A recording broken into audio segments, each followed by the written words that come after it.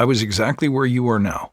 I hit all the right books, classes, and conferences on Agile and leadership, but I wasn't changing mindsets.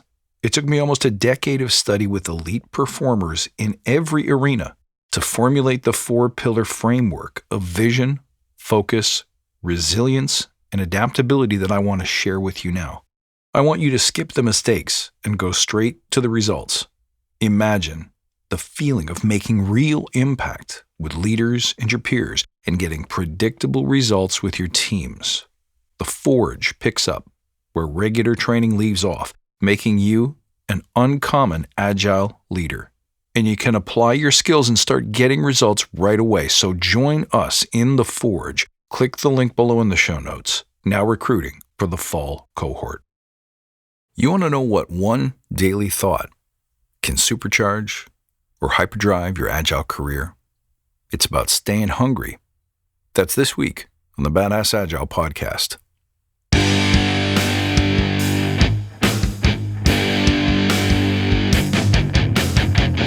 Greetings, team.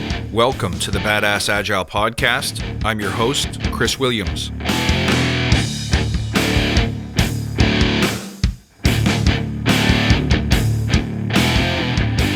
Greetings, crew. How you doing? Hope you're having a great week. I want to thank you all for tuning in, for listening, for being fans of the show. I appreciate all of you.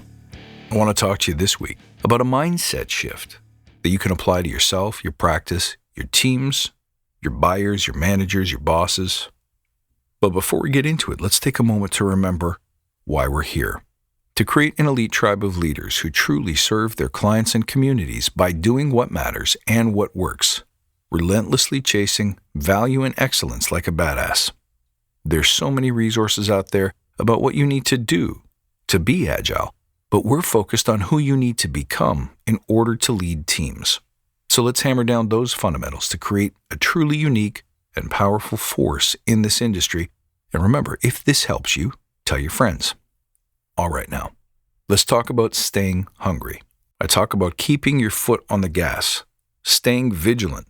What that means to me is, if you let go of the current momentum, if you fall asleep at the wheel, even just for a moment, you're going to experience a backslide. You're going to experience a loss, a movement back, a slippage into the way that we've always done things, the way that we used to do things. And that can be very, very expensive because it's really comfortable to dip your toes into the warm hot tub of the past. The truth is, that's not serving us. The truth is we do that because we crave the comfort of the familiar. But it's not the comfort of the familiar that's going to move us forward. It's leaning into our fear zone every day. It's doing things that scare us. It's doing things that make us uncomfortable. And we're simply not used to it. Now, the thing is, you'll have small victories along the way. You'll have little breakthroughs. We always do. If you're passionate, if you care about your teams, if you're looking to help them break through, if you have a mandate to help them shift their mindset, shift their habits in ways that can make them more productive, then sooner or later, something will impact them, something will inspire them, and something will move them to change. But here's the trick. You can't just have those moments once every 3 weeks and then walk away. If you want to be able to accelerate your career, you need to be able to make impact in the shortest amount of time possible. You can't just occupy an armchair 8 hours a day, only adding 15 minutes of value. It is possible to coach teams without sitting there and staring at them all day, every day, for a year.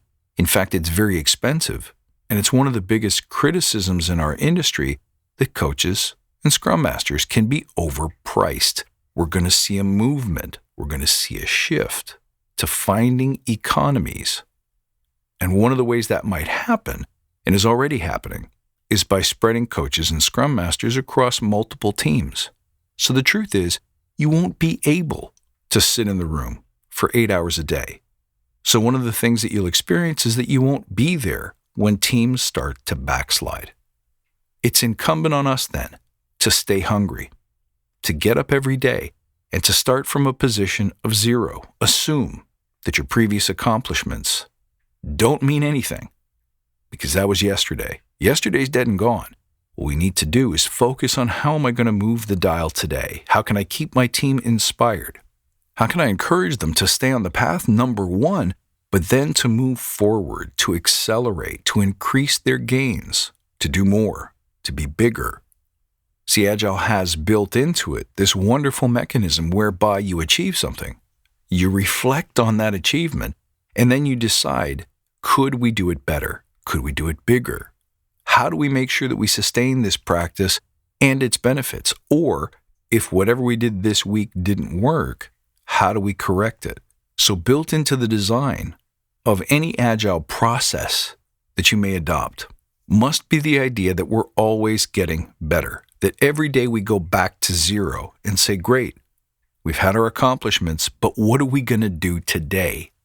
And it's not just about what code are we going to deposit, what product features are we going to finish. It has more to do with how can we outperform ourselves? How can we be just 1% better?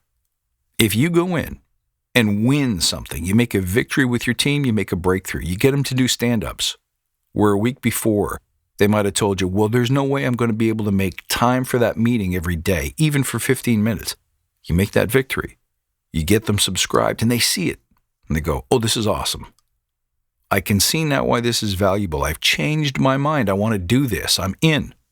Good for you. You just influenced change. But you can't rest on that. You can't rest on that because what if they start slipping into old habits and behaviors? What if we could make the stand-up better than it was before? What if we could eliminate the stand-up because we find a better way of communicating workflow and blockers? What if they could commit to the sprint stand-up, but they can't commit to sprint planning? Or never mind Scrum, let's just go to the Agile principles. What if you can get them to do one of the principles really well, but the other 11 are just left hanging there? There is always room to grow. You can't just hit the one home run and then wipe off your sweaty brow and say, I'm done here, my work is finished, I must move along. No. You have to keep them growing. You have to find new pockets of endeavor. Open their minds a little bit more, increase their habits a little bit more, make them happy a little bit more. There is always more to do. As coaches, our work is never done. You must earn your badges, your title, your honor, your reputation every single day. So every single day you wake up, hit the reset button. Imagine yesterday never happened, for better or for worse. You simply reset. You go to zero. You assume nothing. You're entitled to nothing. You must build today. You must stretch today. Back into the unknown, back into the discomfort zone, back into the place where you don't have certainty, where you don't have safety, but instead, you reach toward the sun. You try something new.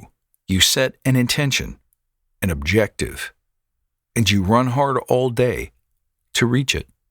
Now, one big misconception is that this means more work. This means more sweat.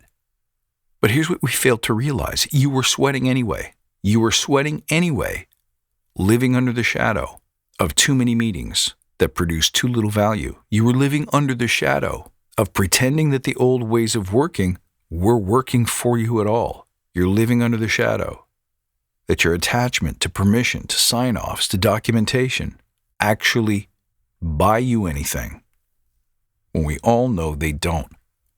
So if you're going to sweat, if you're going to work hard, if you're going to go in and give your best, you might as well do it in a way that grows you, that expands you. And in order to do that, you have to forget what you've done, you have to forget what you think you know, and you have to be prepared to go to zero as if you're starting all over every single day.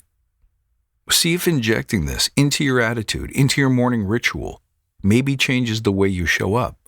I find it creates excitement within myself and amongst my teams. It creates an energy of positivity. It creates a can-do attitude. It creates a sense of ambition and excitement and honor amongst the people that I work with. And here's the very best part. If you condition yourself into a practice of reaching every day, starting from zero, hitting the reset button, you get habitualized and conditioned into the practice of victory. Because more often than not, when you set these little goals, these little 1% growth targets, you're going to hit most of them. They're small enough to not matter if you fail, but big enough to feel their cumulative effect over time, and it places into the minds and the hearts of your team that there's nothing we can't do. What could that change? Think about your teams right now. Do you have people who frequently say, one thing you need to remember, or that might work in your world, but in our world, things are different? Are you drowning in a world of can'ts and shouldn'ts and I don't believe? If so, this could change your game. Let me know how it works for you. You can reach out as always at badassagile.com or find me on Twitter at badass_agile and on Instagram at badassagile. I look forward to seeing you next time, and until then, stay badass.